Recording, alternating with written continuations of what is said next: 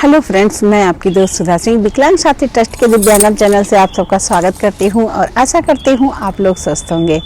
तो फ्रेंड्स, आप लोगों को मेरी कहानी ज़िंदगी खूबसूरत है कैसी लगी, पसंद आई? मुझे पता है कि आप लोगों को काफ़ी पसंद आई होगी और जिनकी लाइफ में ये सारी घटनाएं हुई होंगी उन्हें अपने दिन भी याद आ गए होंगे। तो फ्रेंड्स, अब तक आप लोगों ने सुना कि पूनम का एक्सीडेंट हो जाता है और उसे खून की ज़रूरत पड़ती है, जहां पर अनुराग उसे खून देता है। और जब पूनम को पता चलता है कि अनुराग ने उसकी इतनी केयर की, आज अनुराग की वजह से ही उसकी जान बची है, तो वो उसके दिल में अनुराग के लिए एक सॉफ्ट कॉर्नर आ जाता है। अनुराग के लिए उसका दिल कुछ अच्छा फील करने लगता है और बात ही बात में वो उसके पापा अनुराग की बातें बताते हैं। और अनुराग जब हॉस्पिटल से घर जाने वाला होता है तो वो अनुराग को रोकने का जिद करती है कि आप रुकिए वरना मैं हॉस्पिटल में नहीं रुकूंगी। और आप तो जानते ही हैं कि मैं कितना जिद्दी हूँ और अगर मैंने एक बार जिद कर लिया तो पापा भी मुझे नहीं रोक पाएंगे। अनुराग उसकी बातों को समझता है कि ये लड़की वाकई बहुत जिद्दी है और अगर मैं यहाँ से चला गया तो ये पता नहीं फिर क्या कर लेगी और सर को फिर बहुत परेशानी होगी।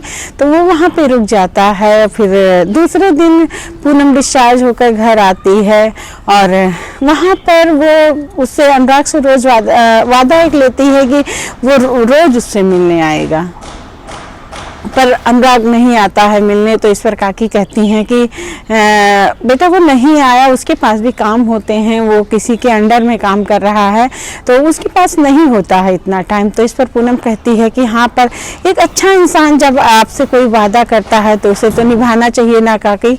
तो इस पर काकी कहती हैं वो किस हक से तुमसे वादा निभाए, न तुमसे कोई जान पहचान है, ना तुम उसको जानती हो, ना वो तुम्हें जानता है, तो किस हक से वो तुम्हारे साथ वादा निभाए। पूनम भी सोचती है बात सही है, वो एक अजनबी है और एक अजनबी किस हक से मुझसे वादा निभाएंगे, फिर मैंने इतना उन्हें सुनाया है, इतना सब कुछ कहा है। तो ये सारी बातें पूनम के दिमाग में चलती हैं। पर फिर इसके बाद वो जो भी नाश्ता होता है या जो भी दवा होता है वो खा लेती है, पर वो रोज़ अनुराग का वेट करती है।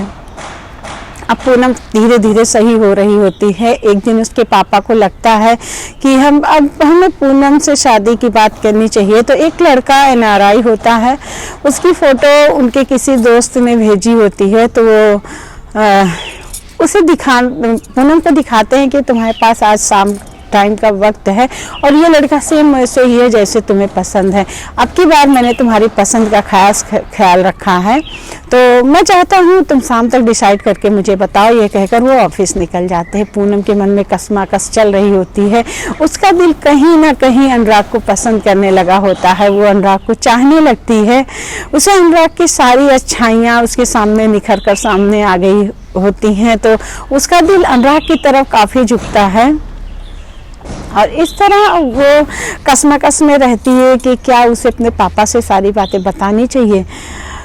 तो बहुत सोचने के बाद वो काकी को अपने पास बुलाती है और उसके पास चूँकि कोई नहीं था, एक काकी ही थी जो उसके दिल की हर बात वो अपने दिल की शेयर करती थी। जो बात वो किसी से नहीं कह पाती थी वो बातें वो उन काकी से कहती थी। तो उसके दिल में ये बातें चल रही थी कि मुझे काकी से शेयर करना चाहिए सारी बातें।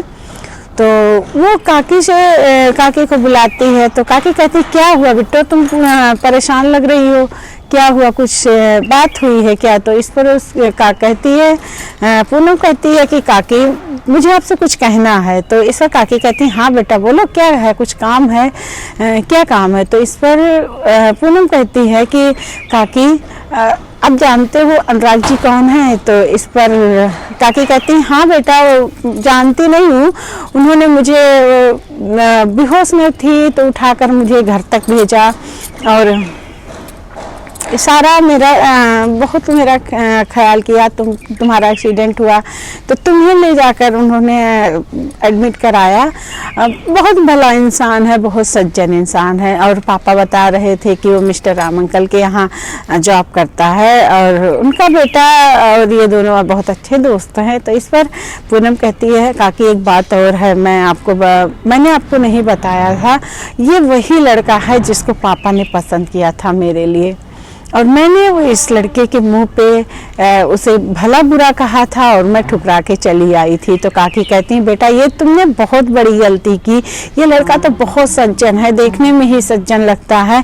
और जिस इंसान का हमसे कोई संपर्क नहीं था, हमें जो इंसान नहीं जानता था, इसके बाद जब मैं बेहोश पड़ी थी तो सारे आते जाते लोग मुझे देख रहे थे, पर किसी ने ये नहीं सोचा कि वो मुझे उठा के किनारे बैठा दे। पर यह सज्जन व्यक्ति जैसे ही मुझे इसने देखा वैसे ही मुझे उठाकर ये सड़क पर किनारे लेकर बैठाया और मुझे पानी पिलाया, मुझे घर तक छोड़ने आया। सोचो बेटा, जो इंसान एक गैर इंसान के लिए इतना कुछ कर सकता है, वो इंसान अपनों के लिए कितना करता होगा। इस पर पूनम कहती हाँ काकी मैं जानती हूँ मैंने बहुत बड़ी गलती की है, और मैंने उन्हें जो है रिजेक्ट करके मैंने अपनी ज़िंदगी की सबसे बड़ी गलती की है। और काकी एक बात और है, मैं इनकी मम्मी से भी मिली हूँ। तो काकी कहती तुम उनकी मम्मी से कब मिली? तो बताती कि जब राम अंकल के यहाँ पार्टी थी तो मेरा सर बहुत दर्द हो रहा था, और उस टाइम मैंने पेन किलर भी लिया, उसके बाद भी मुझे मेरा दर्द कम नहीं हुआ था। तब इनकी माँ ने ही मुझे अपने गोद में लिटा कर मेरा सर दबाया था और मुझे बहुत अच्छा फील हो रहा था। उस समय मुझे अपनी मम्मी की याद आ गई थी और मेरे आंखों से आंसू बहने लगे थे। तो उन्होंने मुझसे पूछा क्या हुआ बेटा, क्या बहुत दर्द हो रहा है? तो मैंने कहा नहीं आंटी, आपको देखकर मुझे अपनी मम्मी याद आ रही हैं। तो उन्होंने मुझे बड़े प्यार से गले लगाया था। पर मैं उस टाइम मुझे लगा कि राम अंकल की कोई रिलेटिव होंगी, तो मैंने ज़्यादा जानकारी नहीं ली।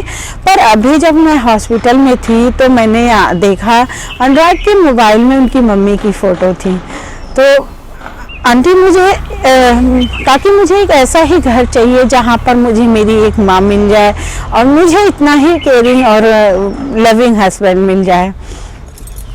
इस पर काकी कहती हैं बेटा अब तो तुमने उन्हें रिजेक्ट कर दिया और पापा भी तुम्हारे लिए एक अच्छा लड़का ढूंढे हैं, उनके किसी दोस्त ने ही बताया है और पापा को तुमने बताया था कि तुम्हारी पसंद क्या है, तो इस हिसाब से उनकी बात भी खराब होगी। अब जो भी होगा पापा जो डिसाइड करेंगे वही होगा, और बहुत है हम लोग उनसे अपनी बात रख सकते हैं, लेकिन इसके अलावा हम उनके ऊपर कोई दबाव नहीं डाल सकते। तो इस पर पूनम बहुत सोचती है कि अब वो क्या करे। उसने तो जैसे अपनी ज़िंदगी की सबसे बड़ी गलती की है और अब वो इस गलती को कैसे सुधारेगी। मान लो अगर पापा मान जाते हैं तो अनुराग जी क्या उसकी बात मानेंगे? वो पूरा दिन इसी सोच में बिजी रहती है, उसका दिमाग काम नहीं कर रहा होता है, वो बहुत कुछ सोचती है, चारों तरफ दिमाग दौड़ाती है कि वो क्या करे, कुछ ऐसा क्या करे कि अनुराग जी भी मान जाएं और उसके पापा भी मान जाएं। शाम को उसके पापा आते हैं, वो कहते हैं कि क्या हुआ पूनम, मैंने तुमसे कुछ कहा था, क्या तुमने डिसाइड किया? तो इस पर वो कहती है पापा मुझे अभी टाइम चाहिए, मैं इतनी जल्दी आपको डिसाइड करके नहीं बता सकती, और आप जानते हैं मैंने अगर अभी मना किया है तो मतलब मैंने मना किया है। तो उसके पापा कहते हैं कि बेटा मेरे पास ज़्यादा टाइम नहीं है, वो लोग जिद कर रहे हैं कि मुझे अपना डिसीजन बताएं और मेरे पास टाइम नहीं है, मेरी बात भी ख़राब होगी, तो तुम्हें जो सही लगता है वो बताओ।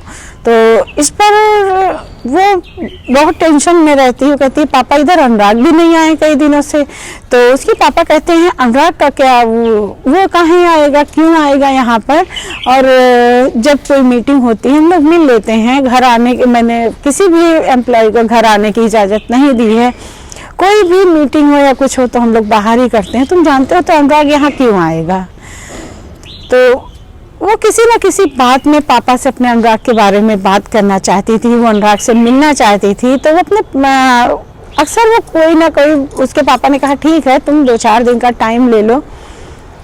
तो इस टाइम तरह वो वक्त बीत रहा था। वो किसी न किसी बहाने अनुराग के ऑफिस चली जाती, वहाँ वो अनुराग से मिलती, या किसी न किसी बहाने वो अनुराग से मिलती रहती। एक दिन वो अनुराग से मिलने गई, वहाँ पर अनुराग नहीं था, तो वहाँ पर पूनम ने काफ़ी बहस किया कि कहाँ गए हैं। तो रिसेप्शन पे जो लेडी थी उसने कहा कि मैं नहीं बता सकती सर कहाँ गए हैं, और आएंगे तो आप मिल लीजिएगा।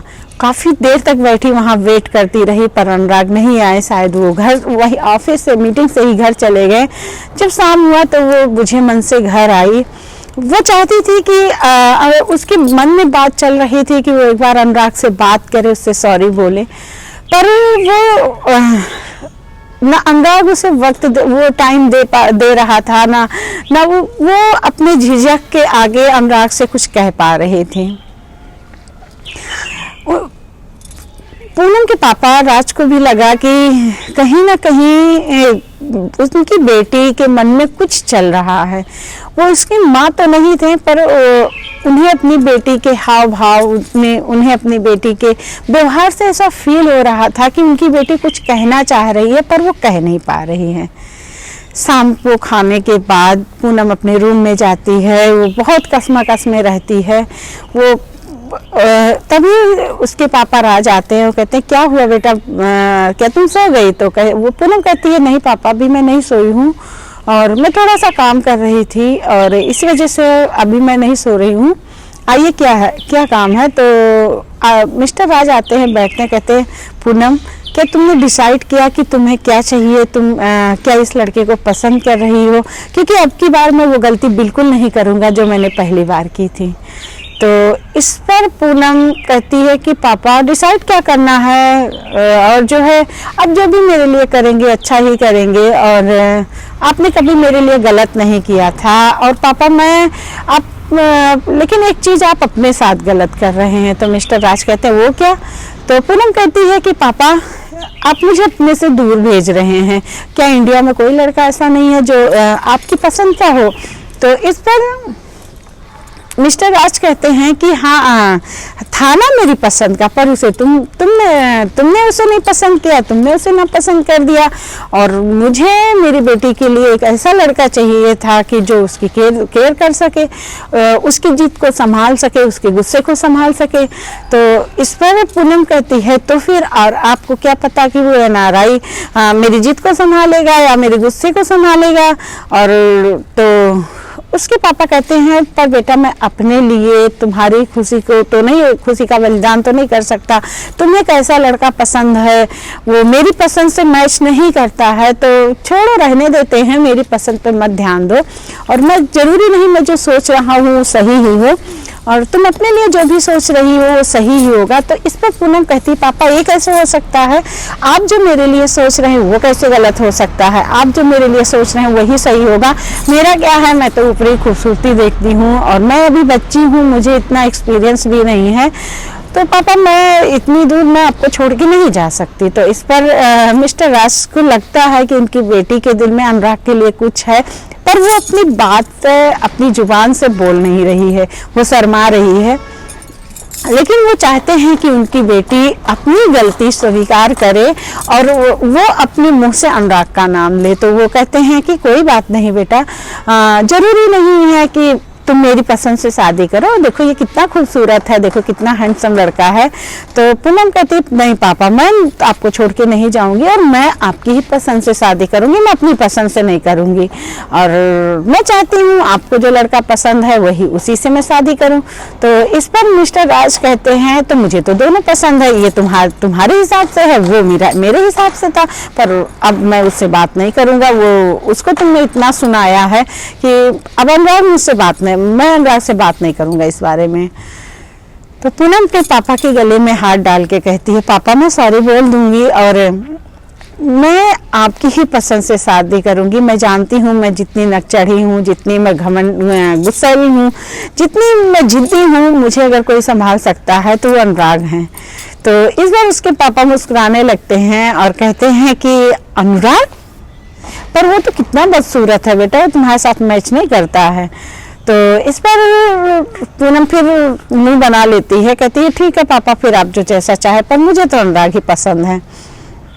उनके पापा समझ जाते हैं कि उनकी बेटी को अनुराग पसंद है, तो बहुत खुश भी होते हैं कि क्योंकि उन्हें अनुराग की हर अच्छाई पता होती है, अनुराग के अंदर कितनी क्वालिटी है ये वो जानते हैं। और अनुराग से मिलने और उसके साथ रहने से उन्हें बहुत सी चीज़ों का पता चला, जो कि अनुराग को एक अच्छा इंसान दिखाती थी कि हाँ एक बहुत अच्छा इंसान अनुराग है। तो उन्हें बहुत खुशी भी हुई कि उन्हें अपनी उनकी बेटी को अपनी गलती का एहसास भी है, और उनकी बेटी अपने पापा के सामने अगर बोल सकती है तो वो अनुराग को भी बोल सकती है। तो कहते हैं ठीक है बेटा, तो मैं लेकिन कैसे बात करूं अनुराग से? तो कहती पापा मैंने आप पे एहसान किया है, आप याद रखिएगा, मैं आपकी पसंद से शादी कर रही हूँ, मैंने अपना पसंद बिल्कुल नहीं अपना पसंद आपके ऊपर नहीं थोपा। तो इस पर मिस्टर राज उसे चिढ़ाते हुए कहते हैं अभी देर नहीं हुई है, कोई बात नहीं है, मैं इस लड़के से बात कर लेता हूँ, मैं जानता हूँ ये तुम्हारी पसंद है। तो पूनम पे मुँह बना लेते नहीं पापा ये मेरी पसंद नहीं है, आप अनुराग से ही बात कीजिएगा।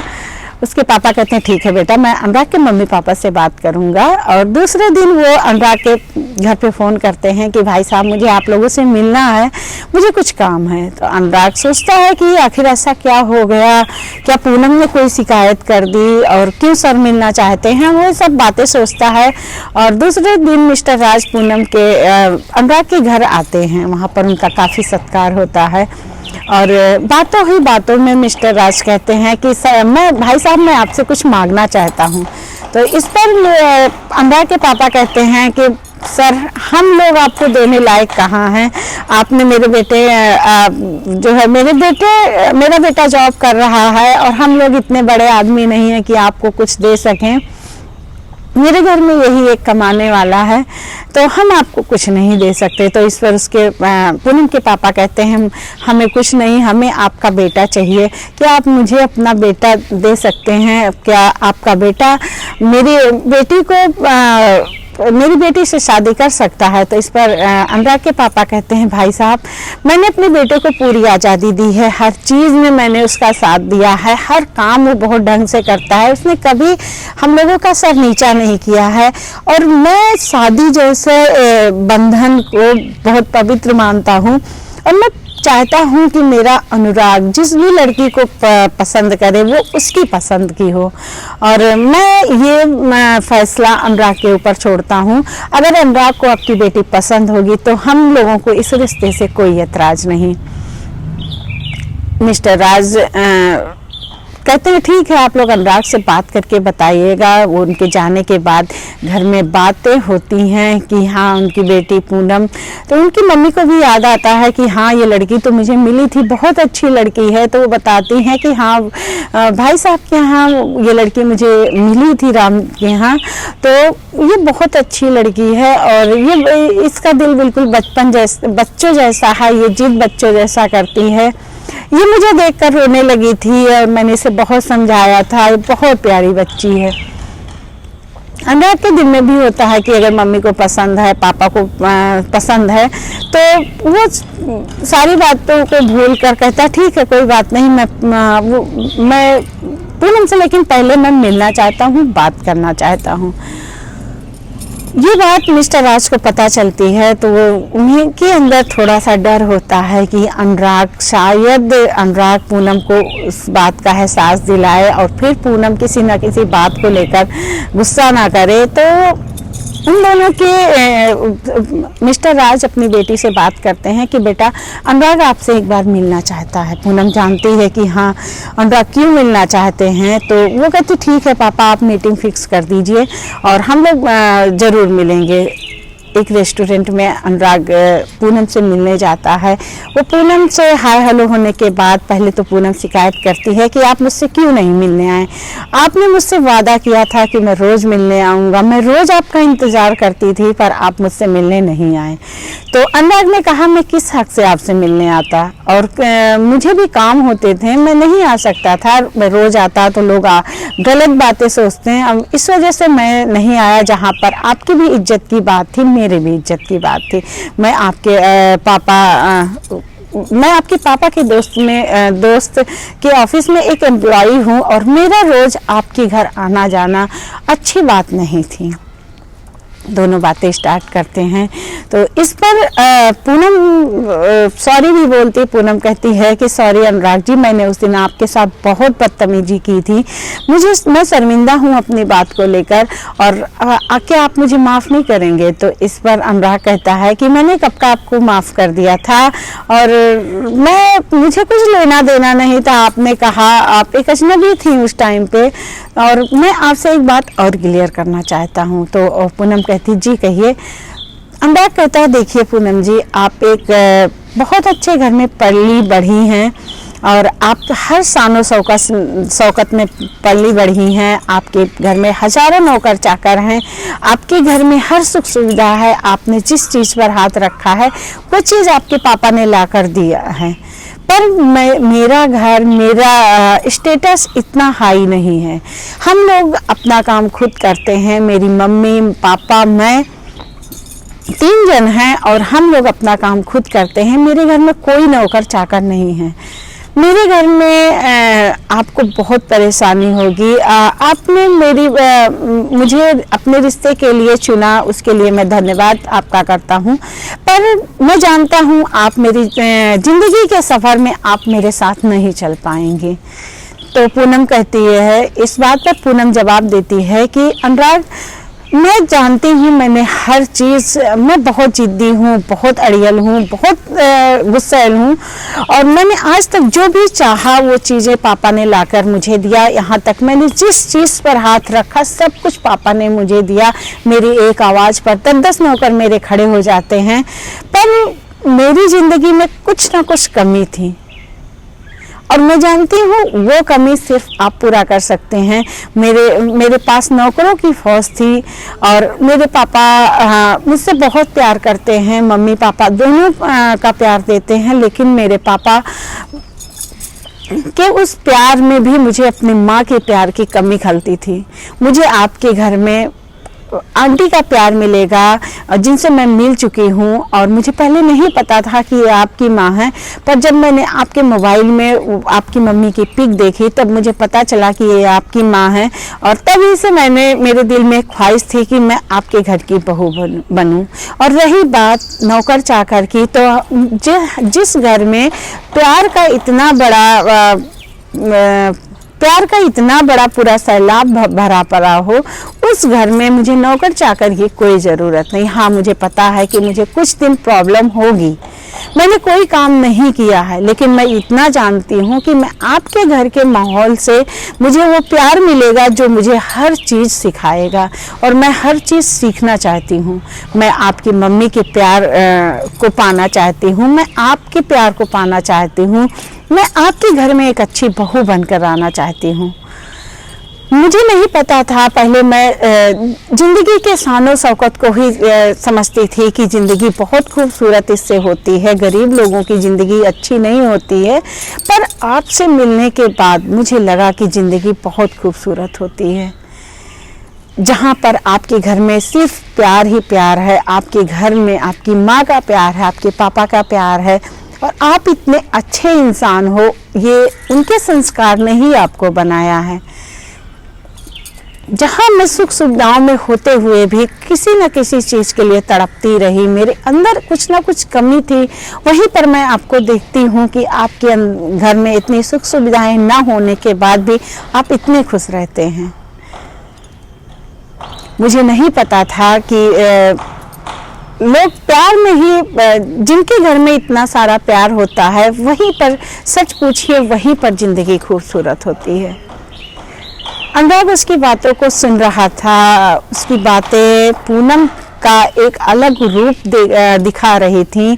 वो समझ नहीं पा रहा था कि जो लड़की इतनी जिद्दी है, इतनी अड़ियल है, इतनी गुस्सैल है, वो लड़की आज उसके प्यार के लिए इतनी बड़ी बड़ी बातें बोल रही है। वो लड़की, जिस लड़की को वो नादान समझता था, जिस लड़की के अंदर उसने सिर्फ बचपना देखा था, आज उस लड़की की समझदारी देखकर अनुराग एकदम भौचक्का सा रह गया। अनुराग और पूनम की बातें ख़त्म होती है। अनुराग कहता है कि ठीक है, मैंने अपनी परिस्थिति, स्थिति और घर के बारे में आपको सब कुछ बता दिया है, आप सोच समझ के फैसला कीजिएगा कि आप मेरे साथ ज़िंदगी बिता सकती हैं या नहीं बिता सकती हैं। तो इस पर पूनम कहती है कि ठीक है, मैंने जो भी बोला है मैंने सोच समझ के ही बोला है और मैं अपनी ज़िंदगी का फैसला ले चुकी हूँ। अगर आपके साथ मैंने अपनी ज़िंदगी नहीं बिताई या आपने मुझे नहीं अपनाया तो मैं इस ज़िंदगी के साथ नहीं जीऊँगी और मैं इस ज़िंदगी में किसी और को नहीं आने दूँगी। अनुराग मुस्कुराने लगता है। अनुराग कहता है तुम बहुत जिद्दी हो, ये तो मैं जानता हूँ। और इस पर पूनम कहती है कि ये तो आप जानते हैं कि मैं जिद्दी हूँ, लेकिन मैं बहुत गुस्सा भी मेरे अंदर बहुत ज़्यादा है, ये भी आप जानते हैं। वो खड़ी होती है तो इस पर वो गिरने ही वाली होती है कि अनुराग उसे थाम लेता है। वो कहता है कि क्यों तुम जो अपनी ज़िंदगी के साथ फिर बुरा कर रही हो, जिंदगी तो बहुत खूबसूरत है। दोनों मुस्कुराने लगते हैं। उसकी सहेली ऋचा जो उसके साथ आई होती है वो पूनम का एक अनोखा रूप देखकर बहुत खुश होती है। वो अनुराग थोड़ी देर में दोनों की मीटिंग खत्म होती है, अनुराग चला जाता है तो ऋचा उससे बात करती है। वो कहती है पूनम ये तुम ही हो ना? तो इस पर पूनम मुस्कुराने लगती है कि हाँ। तो फिर ऋचा कहती है कि मैंने कभी नहीं सोचा था कि तुम इस तरह के डिसीजन लोगी और तुम्हारे गुस्से से तो मैं भी डरती थी, और पर अनुराग जी के आने के बाद वाकई मुझे अब लग रहा है कि तुम्हारी ज़िंदगी अब खूबसूरत होने वाली है। दोनों सहेलियां मुस्कुराने लगती हैं, वहाँ से उठती हैं और घर के लिए रवाना हो जाती हैं। दोनों आपस में बातें करती हैं और अनुराग ने भी इधर अपने घर पे बात करके मंजूरी दे दी थी पूनम से शादी करने के लिए, और पूनम के घर में भी तैयारियां शुरू हो गई थी। दोनों बहुत हैप्पी थे।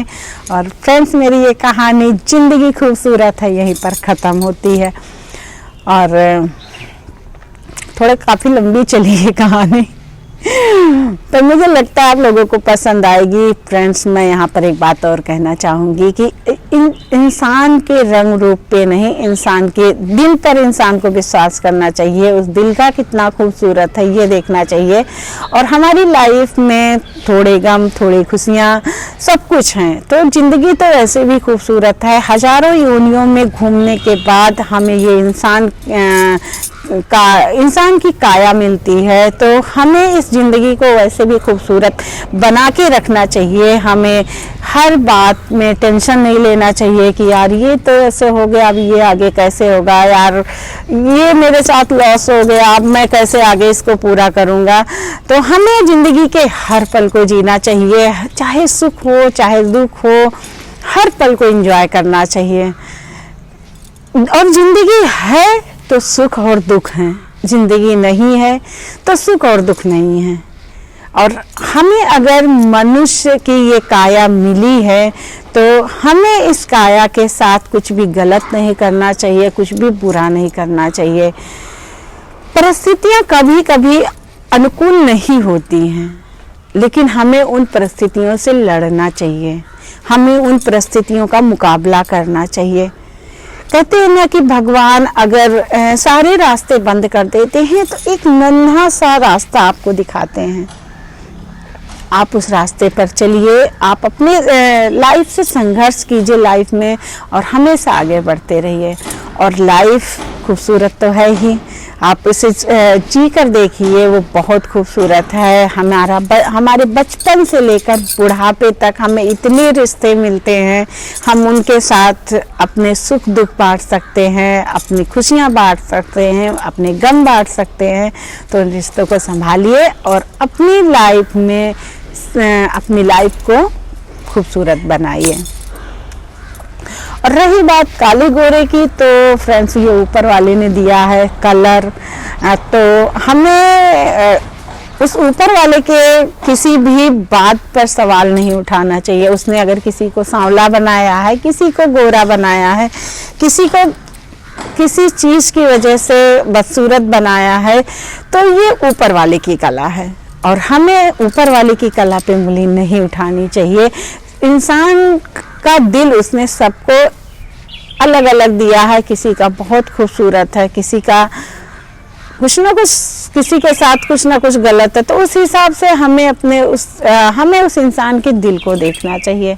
तो फ्रेंड्स, मैं आप लोगों से यही कहना चाहूँगी कि ज़िंदगी अगर खूबसूरत बनानी है तो हमें इन सब छोटी छोटी चीज़ों को इग्नोर करना चाहिए और खुशियों को अपनी ज़िंदगी में जगह देनी चाहिए, तभी हमारी ज़िंदगी खूबसूरत होगी। तो फ्रेंड्स, मैं इसी के साथ आप लोगों से विदा लेती हूँ। फिर मैं मिलती हूँ आप लोगों से एक नई कहानी, एक नई जोश के साथ। तब तक आप लोग बताइएगा मेरी ये कहानी कैसी लगी, आप लोगों को पसंद आई तो प्लीज़ कमेंट बॉक्स में ज़रूर लिखिएगा। और अगर मेरी इस कहानी में कुछ गलतियाँ हुई हैं, उस बार मैं जब कहानी रिकॉर्ड कर रही थी, मेरी बत्तखों ने मुझे बहुत परेशान किया था, उन्होंने मुझे बहुत काटा था। अगर मेरी इस कहानी में कुछ गलतियां भी हुई तो प्लीज़ आप वो भी कमेंट बॉक्स में लिखिएगा, क्योंकि आप लोग मेरे कमियां और अच्छाइयाँ दोनों लिखिएगा, जिससे मुझे अपनी कमियों को सुधारने का मौका मिले और अपनी अच्छाइयों से एक मोटिवेशन मिले कि हाँ, मैं कुछ अच्छा कर रही हूँ। तो प्लीज़ ज़रूर लिखिएगा और मैं फिर आप लोगों से मिलती हूँ इसी के साथ। नमस्ते।